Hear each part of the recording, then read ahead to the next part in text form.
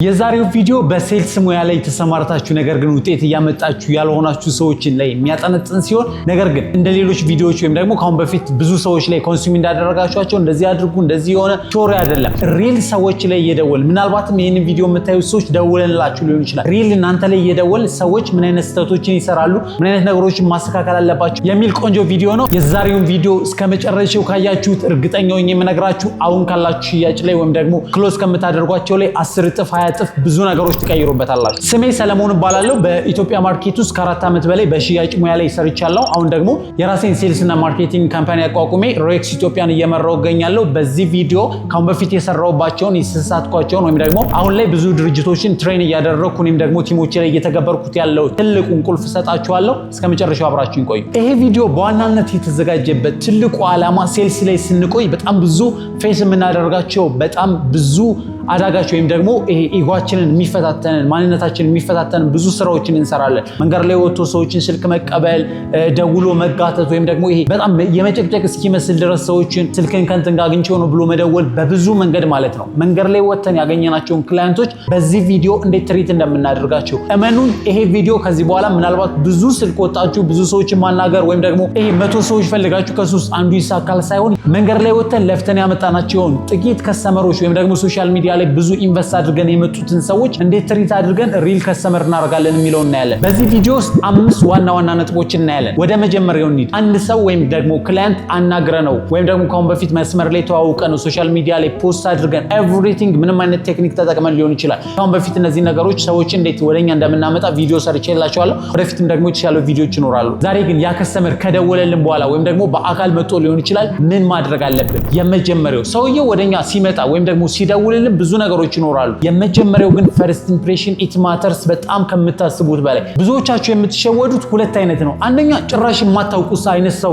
ስታወሩ ወይም ደግሞ ማልበል ምን ፈልገ ነው አይነት አቀባበሎች ትቀበላላችሁ። ሁለተኞቹ ደግሞ እንደ ጓደኛ ወይም ቀለል ታደርጉትና ለዛ ሰው ክብር ከመስጠት ወይም ደግሞ አንዳንድ ጊዜ የምናውቀውን ሰው ያን ያህል ክብር አንሰጠው ማለት እንደዚህ አይነት ፎልቶችን እንሰራለን። ስለዚህ አንድ ሰው ሲደውል እንዴት ነው መቀበል ያለብን? ኢት ማተርስ በጣም ማለት ነው። ስለዚህ በተረጋጋ መንፈስ ወይም ደግሞ ሰውየውን ካሁን በፊት የምናውቀው ግን ፕሮፌሽናል ሰው ምናልባት በስራ ቦታ ሊሆን ይችላል እንደምናውቀው ሰው ሆነን ራሳችንን አስተዋውቀን ሞቅ ባለ ኢነርጂ በደንብ ልንቀበለው ይገባል። እዚህ ፕሮሰስ ላይ ሰላም ከተባባልን በኋላ ሁሌም የሚፈጠር አንድ የደወለ ሰው ወይ ደግሞ ቢሮአችን የመጣ ሰው የመጀመሪያ ነገር ጥያቄ ያቀርብልናል። ማለትም ሶሻል ሚዲያ ላይ አይቻችሁ ነበር፣ ባለ 2 መኝታ አላችሁ፣ ዋጋችሁ ስንት ነው? ወይም ደግሞ እንትን የሚባል ፕሮዳክት አይቼ ነበር፣ ስንት ነው? ክፍለ ሀገር ትልካላችሁ፣ እንትን ታደርጋላችሁ፣ ፕሮዳክቱ ይሄ ነገር አለው ወይ በሚል ኢነርጂ ወይም ደግሞ የጠያቂነት ስሜት ከስተመሩ ይጠይቀናል ማለት ነው። ሶ እዚህ ጋር ትልቁ ልትሳሳቱት የማይገባ ነገር ቶሎ አትመልሱላቸው ወይም ደግሞ እነሱ ጠያቂ እንዲሆኑ አትፍቀዱላቸው። ለምን መሰላችሁ? ምን ጊዜም ቢሆን ጥያቄውን የሚጠይቀው ሰው ኢነርጂ ወይም ደግሞ ፓወሩ ወይም ደግሞ ኢንፍሉዌንስ የሚያደርግበት አቅም ትልቅ ነገር አለው ማለት ነው። ስለዚህ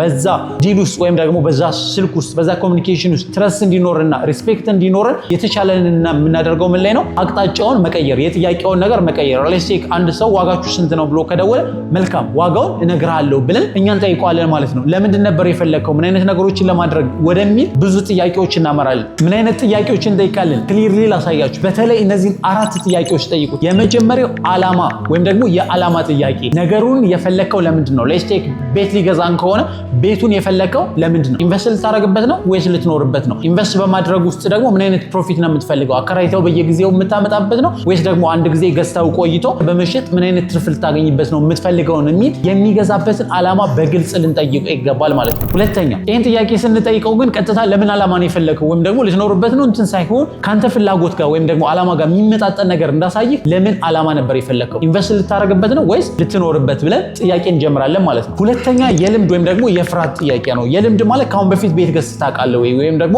ካሁን በፊት ይሄን ፕሮዳክት ተጠቅመው ታውቃለህ ወይ ነው። ይሄንን ነገር የምንፈልገው ለምንድን ነው? ወይም ማወቅ የምንፈልገው ነገር ከዛ ፕሮዳክት ምኑን ነው የወደደው? ከዛ ፕሮዳክት ምን አይነት ፍራቻ አለበት ወይም ደግሞ ካሁን በፊት ባድ ኤክስፒሪየንስ አለው ወይ? ስለ ኢንዱስትሪው በአጠቃላይ ምን ያስባል ወይም ደግሞ እኛን ስለሚገዛን ፕሮዳክት ምን አይነት ሻዶ የሆኑ ወይም ደግሞ ግልጽ ያልሆኑ ነገሮች ያሉት የሚለውን በግልጽ ለማወቅ ይጠቅመናል። ሶስተኛ የጊዜ ገደብ ጥያቄ። ይሄ በጣም የሚጠቅመን ሰውየው አሁን ሊገዛ ነው ወይስ ደግሞ ነገሮችን አመሻሽቶ በቀጣይ መጥቶ ሊገዛ ነው ወይስ በ6 ወር የሚረከበው ነገር ነው የፈለገው ወይስ አሁን ካሽ ከፍሎ ሊወስደው ነው የሚለውን በጣም በግልጽ ለማወቅ የጊዜ ገደብ። ይሄንን ነገር የፈለከው ዛሬውኑ ከፍለ ለመውሰድ ነው ወይስ በትዕዛዝ ነው የሚል አይነት ጥያቄዎችን ጠይቀዋለን። ይሄ ማለት ግን ሁሉም አይነት ፕሮዳክቶች ላይ እነዚህ ነገሮች ይተገበራሉ ማለት አይደለም። በተለይ ግን ሃይ ቲኬት ክላይንቶች ወዲያው ላይወስኑ ይችላሉ። አራተኛ የገንዘብ አቅም ጥያቄ ጥያቄ።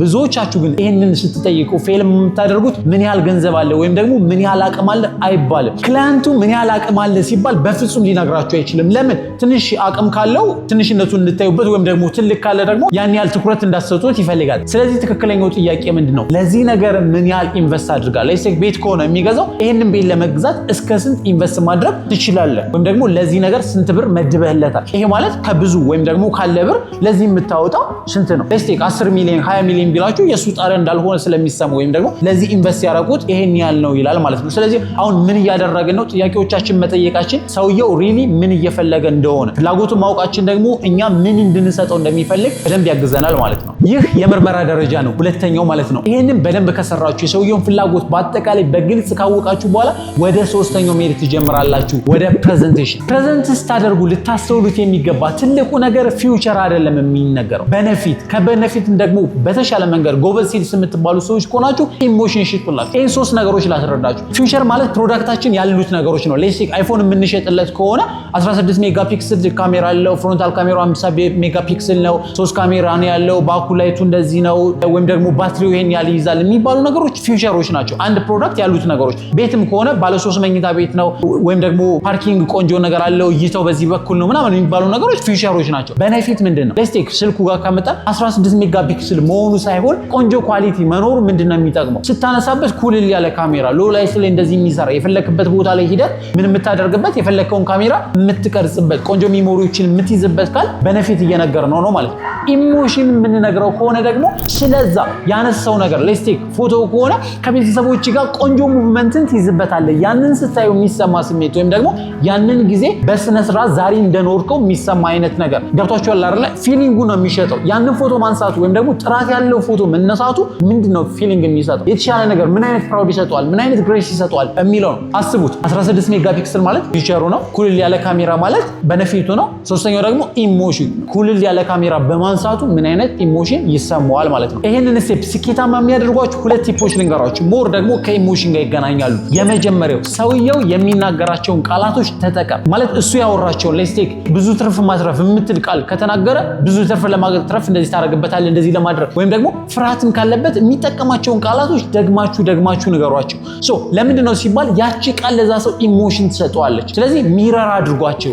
ፖስቸራቸውን፣ የእጅ እንቅስቃሴያቸውን፣ የሆነ ነገር ሲያወሩ እጃቸውን እንደዚህ የሚያወራጩ ከሆነ እሱን ድምጻቸውን ከፍ የሚያደርጉ ከሆነ በጣም ድምጻችሁን እናንተም ከፍ አድርጓችሁ፣ ቀስ ብለው የሚያወሩ ከሆነ ደግሞ ቀስ ብላችሁ። በተለይ ከድምጽ ጋር በተገናኘ በጣም ብዙ ሰው የሚሸወደው ሁሉም ሰው ኢነርጂ ያለው ቦልድ የሆነ ከፍ አድርጎ መናገር የሴልስ ኳሊቲ ይመስለዋል። አይደለም። ሰዎች የነሱን ነገር ነው እንድትገለብጡላቸው የሚፈልጉ። አስቡትና ከድሬዳዋ የመጣ ጮክ ብሎ የሚያወራ ሰው ቀስ ብላችሁ ብታወሩት ሌባ ወይም ደግሞ ኮንፊደንስ የሌላችሁ ነው የሚመስለው። አንዳንድ ሰው ደግሞ ተረጋግቶ የሚያወራ ሰው ደግሞ ጮክ ብትሉት ልታጨረብሩት ነው የሚመስለው። ስለዚህ በተቻለ መጠን ከእጅ እንቅስቃሴ ከቃላት አጠቃቀምና ከኢነርጂ የነሱን ሚረር አድርጓቸው። ያኔ እንደሚያውቋችሁ ቤተሰብ፣ እንደ ጓደኛ፣ እንደ ራሳቸው እንዲያዩዋቸው ያደርጋቸዋል። ሁለተኛ ደግሞ ድሪማቸውን ቪዥዋላይዝ አስደርጓቸው ወይም ደግሞ የሚያገኙትን ነገር ፊል እንዲያደርጉት ያን ፕሮዳክት ሲጠቀሙት የሚያገኙትን ፊሊንግ ያንን ኢሞሽን አሁን ላይ እየነገራችኋቸው ያን ስሜት ታምጡላችሁ። ማለትም አስበውና እዚህ ቤት ውስጥ ስትኖሪ ከልጆች ጋር እንደዚህ እያደረግሽ ሲሳሳቁ ደስታው ምናምን ብላችሁ ድሪማቸውን ወይም ደግሞ ነገር ሊሰማቸውን የሚችለውን ስሜት አሁን ላይ እንዲሰማችሁ አድርጓቸው። ፕሬዘንቴሽናችሁ ይህን ካደረጋችሁ ፐርፌክት ይሄዳል ማለት ነው። አሁን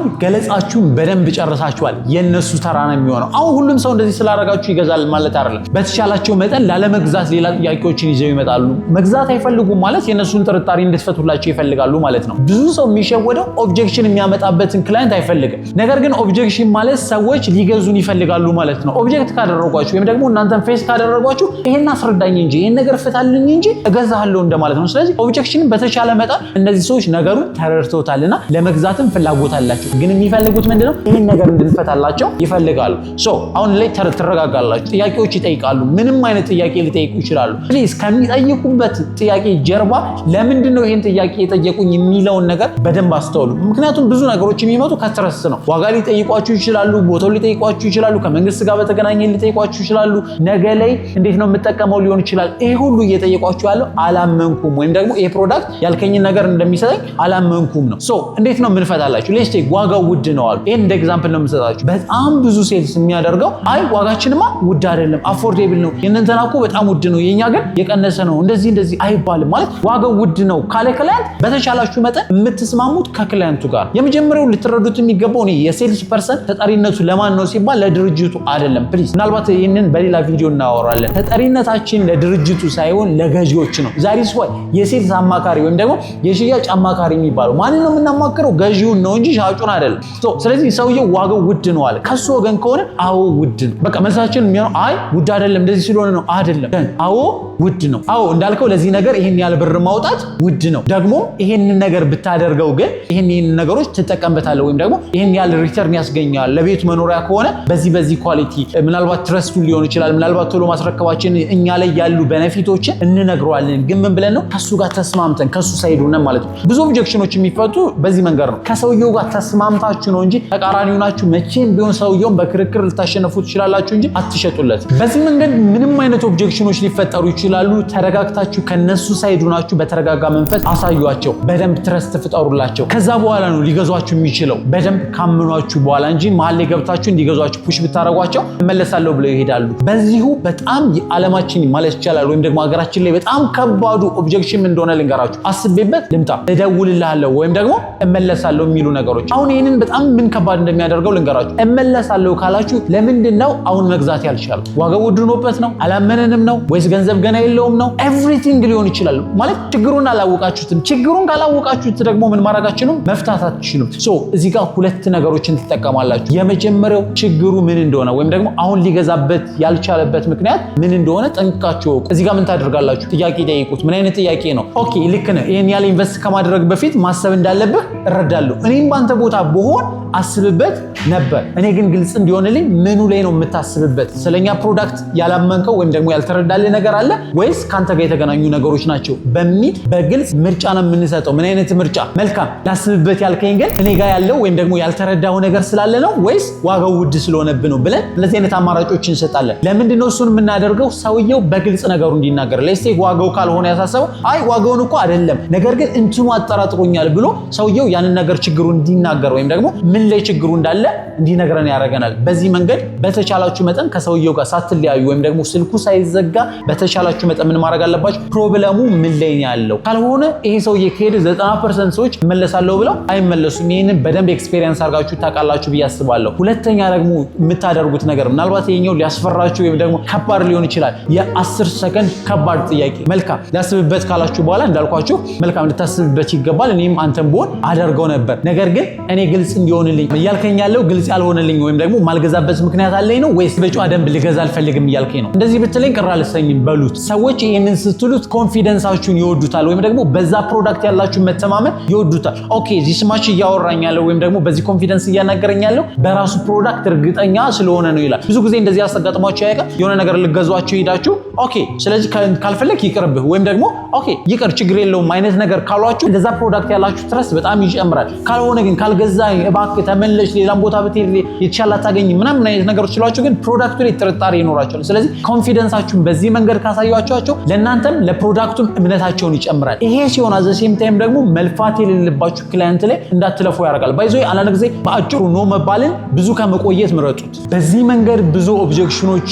ክሊር ታረጋላችሁ፣ ትመልሱላችኋላችሁ። አሁን ከሰውየው ጋር ተግባብታችኋል ማለት ነው ወይም ደግሞ ጥያቄዎቻቸው ተመልሶላችኋል ማለት ነው። አሁን ክሎዝ የምታደርጉበት ወይም ደግሞ የምትፈራረሙበት ደረጃ ደርሷል። ስለዚህ በምን አይነት መንገድ ነው ወይም ደግሞ ሰውየው ግዛ ስላላችሁት ይገዛሉ? አይገዛም። ሰዎች ስለወደዱት ወይም ደግሞ ስላመኗችሁ ብቻ አሁን የመግዛት ፍላጎት የላቸውም። ብዙ ነገሮች የሚገርማችሁ በጣም ብዙ ሴልሶች ፌል የሚያደርጉት ሰውየው አሁን ለምን እንደሚገዛ ካልተረዳ ነው። ወይም ደግሞ አሁን የመግዛት ዘ ፓወር ኦፍ ናውን ልታሳዩት ይገባል። አሁን ለምንድን ነው የምገዛው? ለስቴክ ፕሮዳክቱ የማያልቅ ከሆነ እኮ ነገ ይመጣል ወይም ደግሞ ሌላ የሚቀደመው ነገር ከሌለ ከነገ በኋላ ነገ ምናምን ነገር ወይም ደግሞ በዛን ሰዓት እንዲወስን የምታደርጉት ይኸውላችሁ፣ ሰዎች መወሰን አይችሉም። ስለዚህ እንዴት ነው እንዲወስኑ የምናግዛቸው? ሶስት ነገሮች እናያለን። የመጀመሪያው ሲገዟችሁ የሚያገኙትን ነገር አሳያችሁ በደንብ። ይህንን ስትገዛ ወይም ደግሞ ይህንን ፕሮዳክት ስትፈራረም ከኛ ጋር እንደዚህ ስታደርግ ይህን ነገሮች ታገኛለህ ወይም ደግሞ ይህን ያህል ታተርፋለህ የሚለው ነገር ወዲያው ስሜቱ ያን የሚፈልገውን ድሪሙን ነገር እንዲሰማው አሁን ካደረጋችሁ ሰዎች በደስታ ትልቅ ውሳኔ ሊወስኑ ይችላሉ። ሁለተኛው ደግሞ ምርጫ አስመርጧቸው። ግን ምን አይነት ምርጫ ነው ማስመረጥ ያለብን? አንድ አይነት የሆነ ግን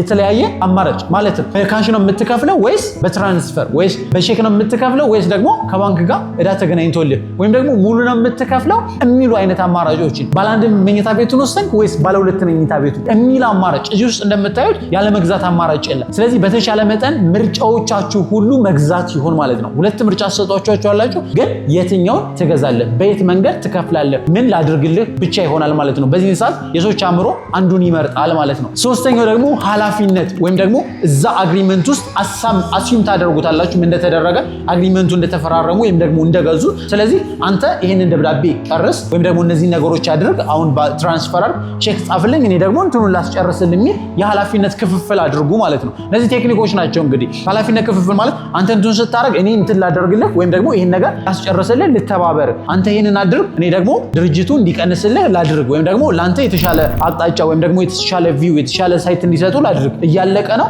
ግን ለአንተ ቅድሚያ እንዲሰጥ ላድርግ የሚሉ አይነቶችን ኦፈር ስጧቸው። እናንተ ይሄንን አድርጉ እኔ ደግሞ በዛ ልክ ይሄን ስታደርግ እኔም ይሄንን አድርግልሃለሁ የሚል አማራጭ ስጧቸው። ያን ፌቨር እየሰራችሁላቸው ስለሚመስላቸው ያንን ኃላፊነት ወይም ደግሞ መፈራረሙን ቶሎ ያደርጉላቸዋል ማለት ነው። በዚህ መንገድ በጣም ብዙ ሴልሶች ወይም ደግሞ በጣም ብዙ ሽያጮቻችሁ ይስተካከላሉ። አይታችኋል ወይም ደግሞ ቲክቶክ ላይ ሌላ ሶሻል ሚዲያ ላይ የፖስት ናቸው። ብዙዎቹ ፌል የሚያደርጉት እነዚህ ነገር ባለማድረግ ብቻ ነው። አሁንም ግን ይህንን ነገር አወቃችሁት ማለት ስትሸጡ በስነ ስርዓት አስባችሁ እነዚህ ነገሮች ማድረግ እንዳትረሱ። ሁሌም እንደምንለው በዚህ አካውንት ውስጥ ስለ ሴልስና ማርኬቲንግ ብዙ ነገሮችን እናወራለን። ብዙ ቲፖችን ወይም ደግሞ ብዙ ትሬኒንጎችን እንወስዳለን። ትልልቅ ስኬት ላይ ያሉ ሰዎችን እንጋበዛለን። አዘ ሴም ታይም ደግሞ ሴልስና ማርኬቲንግ ላይ ስራ የምትፈልጉ ሰዎች ካላችሁ በየቀኑ ፖስት የምናደርግበት የቴሌግራም ቻናል አለን። እሱ ውስጥ እየገባችሁ ፎሎ ማድረግ በየቀኑ የሚወጡ ስራዎችን ማየት እንዳትረሱ። ሰላማችሁ ይብዛ።